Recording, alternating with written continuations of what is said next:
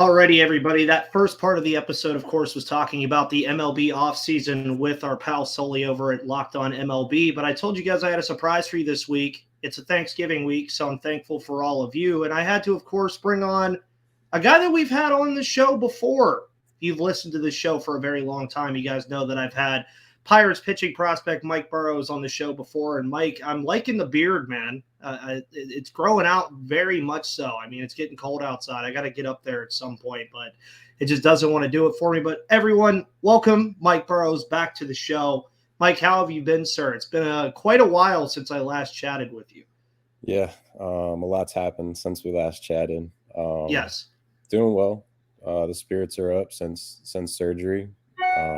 Took a couple weeks, but once I started getting moving and working out and feeling more normal again, that's when things started to take off. So everything's been good.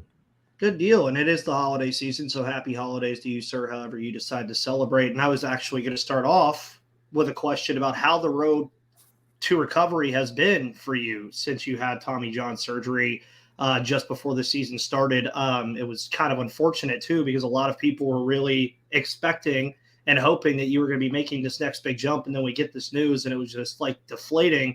I'm assuming it was also very deflating for you, considering you were the person that it happened to. But how has that road to recovery been for you, Mike? Yeah, honestly, it's been a blessing in disguise because I can't remember the last time I took 5 months off from throwing a baseball, 6 months. Mm-hmm. So I really got a full 5 months to sit down, look at what I needed to get better at, where I needed to make improvements with my body, just overall as a whole, not so much the arm, but legs, how I'm moving, etc. So just sitting down and looking through that kind of stuff and working out for 5 months straight, it really has been a blessing. And, the arm's getting back to, more of a normal state than it obviously was in. We're out to 90 feet. Throwing 3 days a week, going to head up to 4 days a week right after the new year. And the plans to be back middle of next year. Nice. And that's phenomenal news to hear. And also something that I didn't know and researched before I had you on the show is that yourself and JT Brewbaker actually received the same surgery from the same doctor. So I'm assuming you guys have had to probably chat at some point about Tommy John surgery, seeing as he's a little farther down the line in his career, and for you, you're just getting started. I would still assume, though, that you guys have probably at least chatted once or twice, seeing as it was the same guy who operated on both of you guys for the exact same surgery. Yeah. So, I mean, it was more of just like I'm sorry to hear that, bro. Like right at the end of spring training for him, I heard the news, and then for me, it was just 2 weeks later. So we were 2 weeks later on our surgeries. We haven't gotten the chance to do anything together as far as the rehab goes because he was in Pittsburgh, I was in Florida, and now he's home. And then I just got home on Friday, and I'm going to be here for a little bit. But once spring training kicks in, though, I'm sure we're going to be throwing together because we'll probably be at a very similar pace at that point. We'll have caught up to each other a little bit just because we're both throwing. We're both kind of getting back to that normal state again. And we both probably have similar return dates.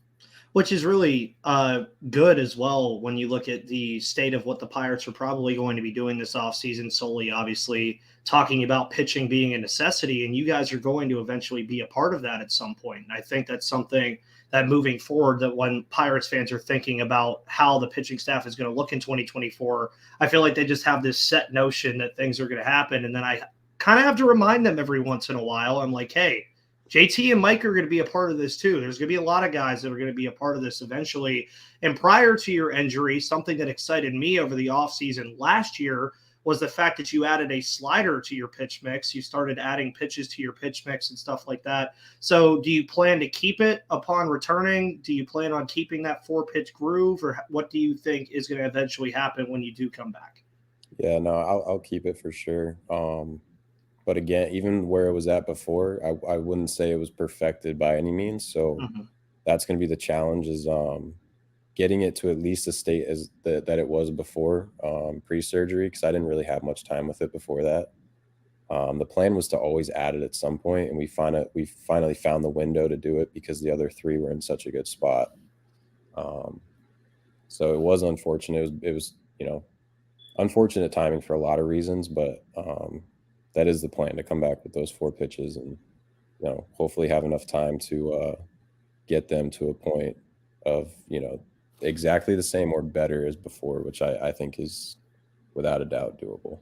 And on top of that 4 pitch mix, too, a lot of people, when they see that a pitcher has either 3 pitches or 2 pitches or 4 pitches or sometimes even 5, could you elaborate a little bit on like the positive difference of having more pitches to work with in a repertoire for an MLB pitcher? Like, is there any advantage of having more pitches, especially if you're honing your skills on those and eventually getting better at it? Or is it better sometimes to just start with what you're really good at and then just add over time?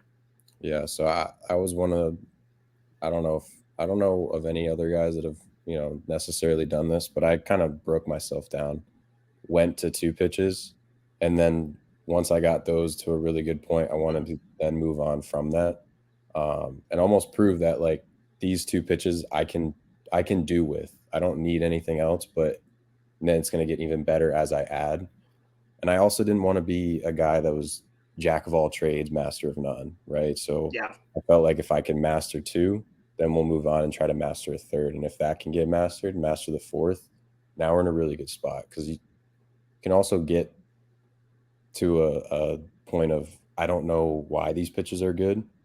And that's one thing that makes me feel so confident about surgery, or coming back from it, is because I know what I did to get them to such a good spot, and took the time to study the pitches, break it down, aside from just the feel of it, more so than anything, like figuring out where I'm consistent with it and where it needs to be when I get back, what I did to get there to make it that pitch pre this happening. And I don't know, it can be a good thing, it could be a bad thing, because if you just throw a bunch of pitches, maybe you don't exactly throw them well. You're just kind of like Mhm. skating by with 5, 6 pitches because it's quirky. Nobody really sees it. But if you can master pitches as you go along, I think that's the goal. And if I did it earlier, great. But I feel like I did it a good enough time. I thought, COVID really helped me with that. And that's why I did it, because I had the time to do so, to break it down, master pitches, keep going to the next. Well, and that kind of leads into my next question too, is throughout your baseball career, I mean, I think a lot of people always see baseball as one of, if not the hardest sport to play. I mean, there's Hall of Famers that are in the MLB Hall of Fame that succeeded at their job 30% of the time at the plate. So what would you say is the easiest thing that you've ever learned to do in the game of baseball, and the hardest thing that you've learned so far to do in the game of baseball? I don't know if there's really been an easy thing. Yeah. I'd say I always think about that. I'm like, is there anything easy about baseball, like at all? yeah, I don't know. I mean, maybe just the easiest thing that ever came was probably the competitive part of it. Just competing. That was the one thing that just had always been there. That was probably the only thing that came easy. Hardest thing's patience, man. I mean, getting into the minor leagues, patience is really hard. Yeah, and I mean, patience for a lot of you guys. I mean, for instance, for you, already 24 going on 25 pretty soon, correct? Yeah, I so just I just turned 24. just turned 24. Okay, so I got it backwards. I think that was I think I like got the ages backwards. See, it's a weird thing for me because when I started this show, I was 23. So I was talking to people that were older than me, and now I'm 25. So now I'm talking to you guys that are younger than me, and I'm like, whoa, this is like opening my eyes up a little bit. But I think as well, 2024, obviously, your goal seems to be middle of the season. Do you have any other plans or goals for 2024 that you would like to achieve? I mean, obviously making my debut, that's one for me. But as far as the Pirates, like, I'm just hoping that when I get back there at a point of, it's a second half push and they're about to compete for, a playoff spot, and then compete in the playoffs. Yeah. And I think that's what we all want to hear, honestly. And that's what I was going to say as well. Is there anything to cap it off that you would like to say to Locked On Pirates listeners, Pirates Nation, about the offseason heading into next year, and some of the positivity that's going around the organization about what this team could potentially be next season?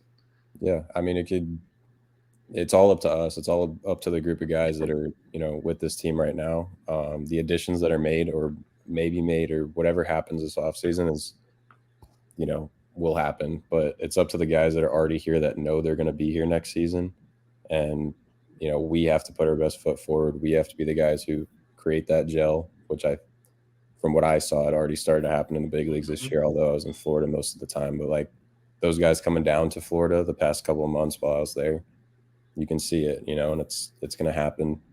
And it's happened really fast, really realistically, like a year, not even a year of those guys being together. And it's happening. And it happened in the minor leagues. But there's also a lot of major league guys. Like there's a group of minor leaguers that went up there who already had some gel, but there's, you obviously have to take those other guys that are already in the big leagues and make it all work together. And I think the end of the season was really exciting to see those last 3 months. It was really cool.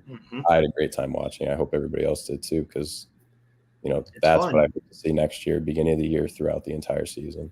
Yeah, and that's what we all hope to expect. That's what we all really, again, hope for here on the Locked On Pirates podcast, is that I get to talk to you guys about winning. And maybe we could have you on the show down the second half stretch if they are indeed doing what you foreshadowed and making a second half push. Guys, you could follow Mike Burrows, of course, on Twitter at MT Burrows. You can follow me on Twitter at MVP_Ethan. Thank you so much for tuning into the second episode that we've had today here on Tuesday, November 21st. Mike, thank you so much for coming on once again, sir. I appreciate it. Speedy recovery again, so that way we can actually see you on the mound and I can talk about you playing, because that's what I really want to do. And guys, thank you so much for tuning in. Have a wonderful rest of your Tuesday night and Wednesday morning, and I'll see you on the flip side.